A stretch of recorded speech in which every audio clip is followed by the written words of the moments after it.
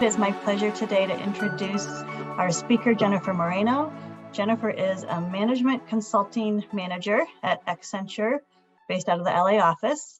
In this role, she is focused on improving customer experience and optimizing process excellence for media and technology companies. Within the firm, Jennifer is committed to building community and inclusion and is engaged as a co-lead of SoCal's Hispanic American Employee Resources Group, and she also mentors other consultants. She strives to learn every day, foster a supportive and empathetic team, and provide the most relevant strategic technology-focused recommendations to clients. We're going to talk about what that means. She graduated from Duke with a BA in Public Policy and certificates in Markets and Management and Latino Studies of the Global South, and continued with a master's from the Kellogg School of Management at Northwestern. She's also co-chair of Duke's Hispanic Latino Alumni Association and sits on Duke's Alumni Board. Jennifer, thank you so much for being here today. Yeah, it's a pleasure. Thanks for that introduction. So what exactly does your company Accenture do? Am I saying that right? Yeah, Accenture. Yeah, that's correct. So Accenture is a global company. We have over 700,000 people worldwide. And there's really 3 different divisions within our company: consulting and strategy, tech, and operations. And I'm in the consulting and strategy branch. And my focus, like you said, is customer experience and process optimization. So what Accenture really does is, if there's any issue that a business has, we come in, we try to analyze the problem, assess it, figure out what the root of the problem really is, and provide a recommendation. And if the client or the company agrees with the recommendation, they then are also interested in implementing those services.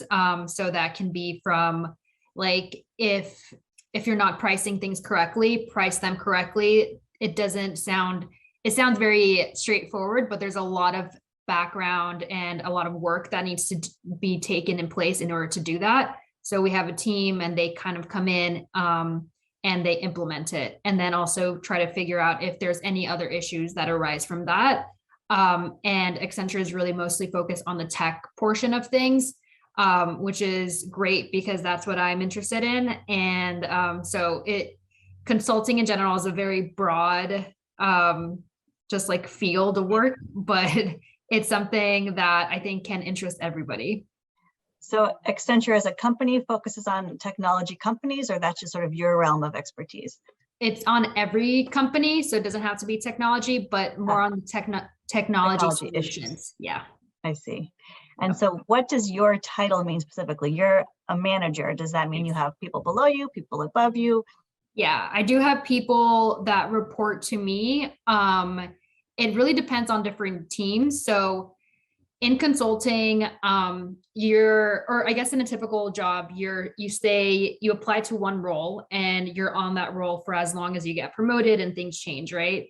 For consulting, it really depends on your project. So a project can be like a month and you are the manager of that team, or with a specific team, but that team might change on a different project for the next couple of months or the next year. So it really depends. But as manager, you can supervise people, and you also can counsel people as well. As in, I have direct reports that don't report to me on work, but report to me if they need professional guidance. Do you like that aspect of doing different things every couple of months, or is that hard? It's difficult because you have to work with different clients, and you have to get to know the different clients, and different clients are like different teams, different relationships that Accenture is building on. But what I really enjoy is that every day is different for me. I'm learning a lot of different things that are happening with the market, with the trends that are happening, innovation trends that are occurring. So you definitely have a lot to learn on a daily basis, so you don't get bored, which I appreciate. Yeah, that sounds really nice. Mm-hmm. What made you decide to go into this field? Was it even a field you were aware of when you were younger? I wasn't aware of it until I went to Duke my first year. So Duke is a predominantly white, it's a private elite institution. in North Carolina. I enjoyed my time there, but you can also really see the differences of people that grew up with privilege and people that didn't. So a lot of people knew what consulting was, and I did not know. And so my first year, I was aware of it, but really wasn't pursuing it until after I graduated. I studied public policy and then realized that the public policy route that I had taken wasn't really unlocking all the potential that I wanted for myself. So one of my mentors, who is a professor, told me to go to business school and look into consulting. And from there, I was really adamant to go into that consulting route. And I got recruited by different consulting companies, but decided Accenture was the best one that fit with me personally. And so I decided to go that route. You knew you wanted a master's degree to get into consulting. Did you start in consulting and then go back to get the degree, or did you go straight college, grad school? So I went to college, took a year doing public policy research, then went to grad school, then did consulting. And so you didn't, when you were in grad school, were you starting to look for that first job, or were they really already coming to you? It's a bit of both. Like, I knew going in, I wanted to go to consulting. So I started reaching out before then. But even during undergrad, people that knew about consulting were reaching out before and knew about it. Like, now that I am in the consulting route or the sector, there are a lot of internships for people that are in college there that are interested in consulting. And if it's even something that you just are interested in, the internships and the consulting practice just provides a lot of mentorship and also a lot of guidance as to certain industries. So I think in general, if I, would encourage people to look into consulting, I would definitely tell them to look into it now. And because consulting is just so broad. Yeah. Do you think the undergrad major in public policy was important, or could you have done it from many different majors? You could do it in so different majors. I know I work with a lot of people that are engineers, also studied literature, comp sci to biology. So your major really doesn't matter, but it's more of like the critical analysis. So like making sure you have the right questions when you're talking with clients, and having kind of like your critical thinking cap on throughout a project. Yeah, that kind of ties into my question about the practical skills that you have to use day to day in your job, like writing or, Excel.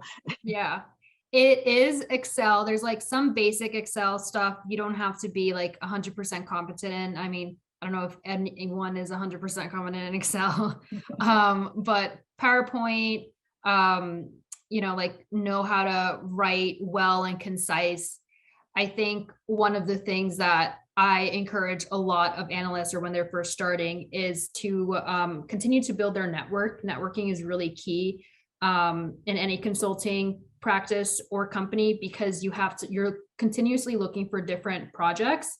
So you need to know what is open and available. And additionally, you're trying to just learn from different people. Like currently I'm on a project and I'm trying to learn more about augmented reality. So I am reaching out to people that are experts in that I know, and then they can give me other names. But also client relationships is important, communication skills, and with clients, but also with your team members. So like those soft skills that sometimes people overlook, I think is key, because if I don't want to work with you, it makes my job harder, right? And it makes clients also not want to work with a person as well. So I think those soft skills are key. And those probably really come across during the interview phase for consultants. Yeah. So what are some of the challenges, both in your career path and that you face on the job? Career path is that there really isn't a career path. Like, I know the next level I want to get to, but how fast I get there, there's really no guidance on that. So it's really understanding yourself and where you are in life to know when is the next step for you.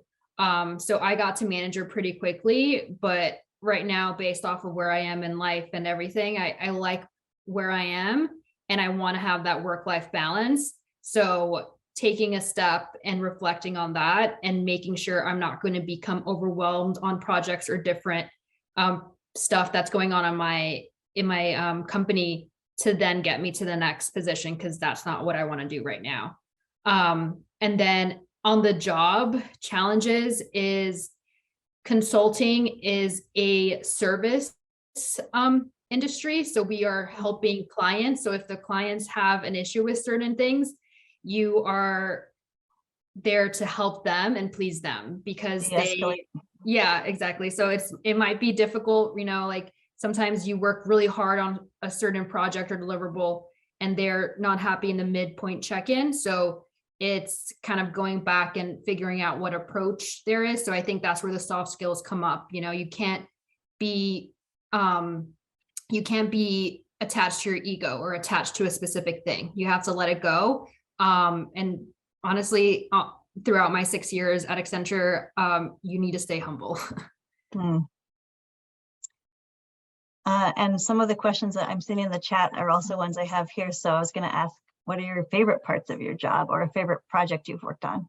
The projects that I've been on have been really cool. So I think one of my favorite projects was working on a Google client and figuring out how to work with their tech innovation tools and building one from scratch and testing it out before it went out. So it was really cool just starting from like, this is how beta looks like. So beta is like the testing ground.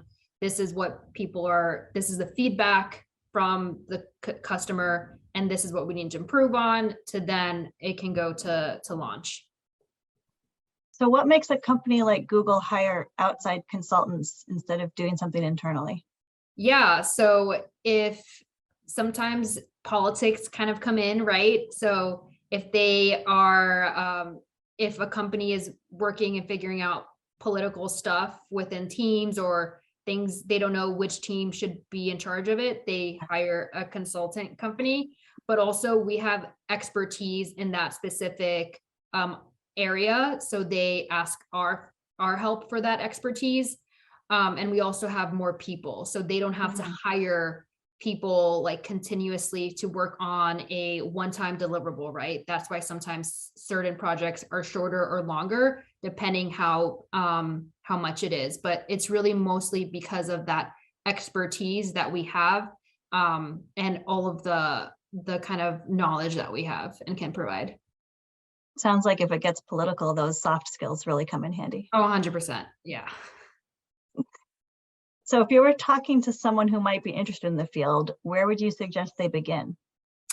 Yeah, so if you are in high school, just kind of know what consulting is in general, but work on your communication skills, your writing skills, basic Excel, PowerPoint stuff, just making sure you know how to create a story or a narrative. And if you're in college, start networking, look at different people on LinkedIn if you're interested in that, different consulting companies, look at their internships that they might have, or sometimes they have like summer competitions, and be engaged with that. Just do a lot of research on it, but definitely if you're interested in it and you're in college or after college, networking is really important. And was the master's degree required to get the job? Are there any of your colleagues that don't have it? Yeah, you don't need to have a master's. So even Accenture specifically, you don't need to have a bachelor's. You can go to like trading school or get an AB. So that's a different track, but there's a lot of, Accenture is huge and a lot of consulting companies are huge. So we all just want different experiences because it kind of comes into what customers want. And in the end, if you do want, you don't need to have a specific major, but if you just have a general interest, you can look it up and see where you fit in. Great. And what kind of person do you think might like this work? Someone who's creative, someone who likes to work with people, it sounds like.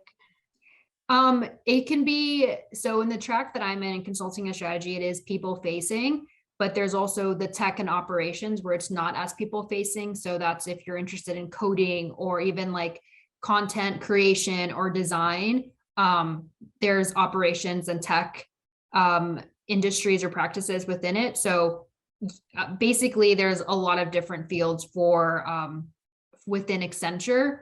But if you're specifically looking for the consulting track, yeah, I do think you need to be analytical, people facing, but those are all skills that you develop. So when you come in as an analyst, we mentor you and kind of facilitate that progress for you. That sounds great. Another question in the chat. Do you get to travel for your job? I used to, yeah, I used to. I was in San Francisco when I first started consulting, and I would go down sometimes I lived in SF, so I would go down to like Bay Area, South Bay Area. I also went to Philippines, Wow. Malaysia, Mexico. So like there's different places that I've been to based off of projects and also within the US as well. Do you stay in those places for months at a time then, or is it just part of the project? Part of the project. So Philippines and Malaysia, I was there for a week. And for other places, it was like a couple of weeks depending on the project. Wow, that's exciting. Yeah, it was fun. What might be next in your career, or for someone in consulting in general? Do they go into other paths or sort of just keep working up the ladder? So there's like 3 different tracks. So a lot of people go into consulting because it's a great starting ground for anybody. So people come in, the first one being, I'm only going to be there for 3 to 4 years and to get all of that knowledge and expertise and then go to a specific industry. So if someone is really interested in autos, right, you go in, work on a lot of auto specific projects, and then you leave to work for Ford or Tesla or any of those companies. Another track is you just start as an analyst and you just work your way up until your partner. And then the third one is, I think where I'm in, where you go in, you say you're going to be there for 3 to 4 years, you enjoy what you're doing, stay there for a little bit longer. But if the correct opportunity comes up, you also might leave. It just really depends. Is there any general advice you have for students from backgrounds like yours, or like the students that we're working with today, who maybe their parents didn't go to college, or maybe they're worried about the cost of things like graduate school? You don't have to go to graduate school to go into consulting, or just in general, because graduate school is expensive. I mean, I have business school loan, so I understand. I think for undergrad, there's a lot of scholarships. So I'm first generation. I didn't know what Duke was until one of my guidance counselors noticed that I was only applying to California schools. And she said, you have the grades to go outside, like check these colleges out. I reached out and I applied and I got into several schools. So that's how I got into Duke. And Duke also, a lot of private institutions have a lot of scholarships. So I got the best scholarship there and decided to go there. And it really just paid off. And I think my other advice would be, just attending these sessions is great. Just knowing what else is out there, because I didn't know what consulting was until I was in college. So if someone told me that in high school, that would have been great. But also realize that people are really there to help you out too. So if you are genuinely interested, reach out. People are more, I think, at least for me, like I'm more than happy to talk with someone for 15 to 20 minutes and just provide them some advice or insight based off of my experience. And I think that might be just like the best advice for like right now. Networking. Yeah. How was it going away so far to college, and how did your family feel? It was It was interesting. So one of the first schools that I got into was UC San Diego, and they gave me a call, and my family was ecstatic, especially my parents. So my mom's from Mexico, my dad was from El Salvador, so I'm Latina, and they really thought I was like going to stay in LA or like in Southern California. And when Duke kind of came in and they saw the scholarship, I think they were less worried about that because we're like, oh wait, I don't have to pay like 30K, right? So I think that changed. I mean, it was difficult, especially like the first couple of weeks when I was a freshman, but I think it's just like everyone's a little bit more capable and stronger than they think they are.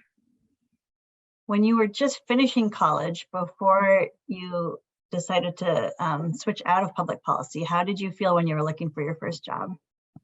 It was nerve-wracking, honestly. Like, that's why networking is so important. And as first generation, I think that's where I really felt it, was in the job market, because I didn't have like my parents or an elder sibling helping me to reach out to other people and notifying them, hey, like she might be interested in consulting, or she might be interested in like, customer experience.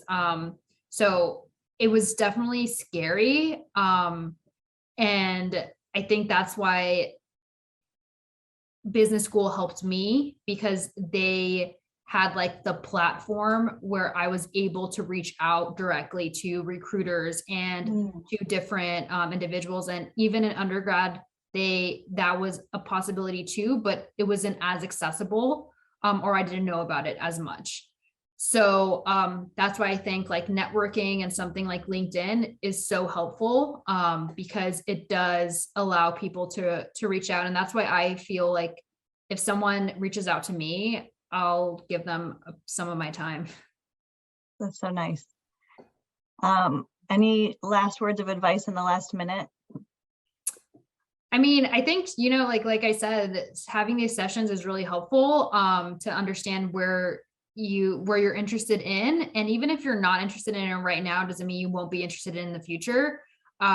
So just continue to keep your mind open and pursue things that you're genuinely interested in.